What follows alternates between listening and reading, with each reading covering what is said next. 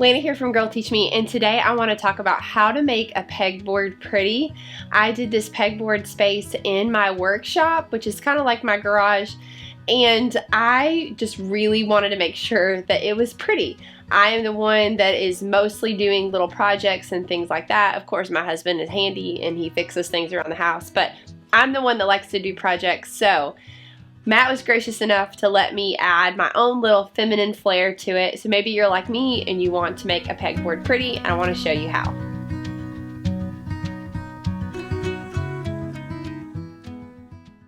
So after I show you my pegboard and give you some of my ideas, I want to show you some of my inspiration pins that might be helpful for you, so that when you're starting to brainstorm and kind of figure out how you want your pin board to look and how you want to make it pretty, maybe these other ideas will help you get started on that path too.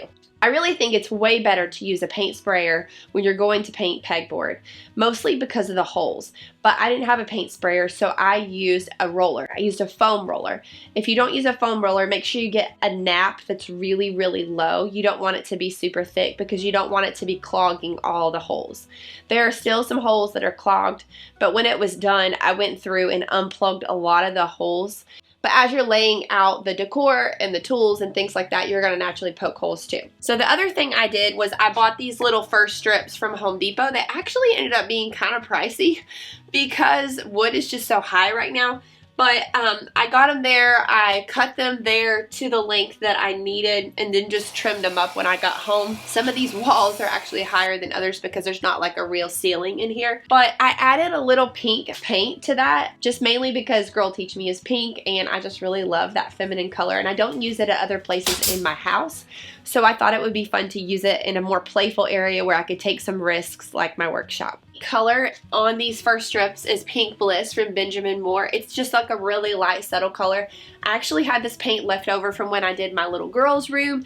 So really, I tried to spend as little as possible on this space.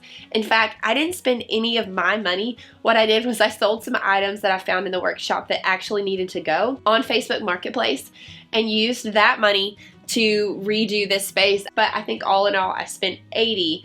And the things I mainly spent money on were these hooks. I'm going to link these down below, but basically I've got these straight hooks and I've got J hooks. I'll show them to you. Got 2 boxes of these hooks on Amazon. This was something that cost me, I think, around maybe $20, $25 for 2 boxes. I kind of wish I had gotten some bigger ones too, but I used paint that I already had. I actually used primer. I think there's like 2 or 3 coats of primer underneath here, which was more work but less money because I already had a whole can of primer, and I think I just hit it with a little bit of leftover nice just white paint. One thing I love that I did was I love this little paper roller piece right here just to like lay down when I'm doing projects. I can even wrap gifts with it, and this was just a little piece of wood that I already had, and I set them on these little J hooks. And then these paper flowers are from Trader Joe's, and then I just put some dried out eucalyptus that I dried out, a fake plant. I made a little print from Canva, added a little picture, and then I just added the tools that I normally use. So I think on a pegboard, it's not probably going to be a space that's totally prominent in your house. Maybe it is, but I think it's a fun time to take some risks. So I hope that you'll play a little, take some risks. I definitely moved things around, stood back, kind of saw what I thought about it. And so just play with things and move them around, and that'll be helpful too.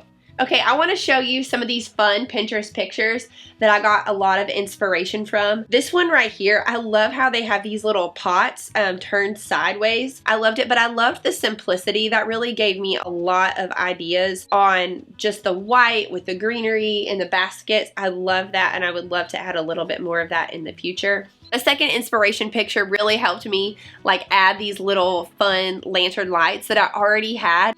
This third inspiration picture is really where I got the idea of putting that roller of paper up there. This fourth picture, I really loved how they trimmed out their pegboard. I'm just really happy with the way it turned out. I know it's not perfect, but I feel like I stayed around my budget and I used what I had, so that was super empowering to me. And now when I come down here, it feels like a good clean workspace to cut some wood and do some projects. So if you're not familiar with Girl Teach Me, typically I talk about new motherhood, real food, and creating a peaceful home and a beautiful home for the people that you love, which is exactly what I'm doing right here. This is my January space for 2022, 12 by 12 challenge. If you are interested in fixing up one space in your house, it could be a drawer, it could be a closet. That's actually my February space, is a hall closet. It doesn't have to be a room, it just has to be a space. If you're interested in doing that, it's totally free.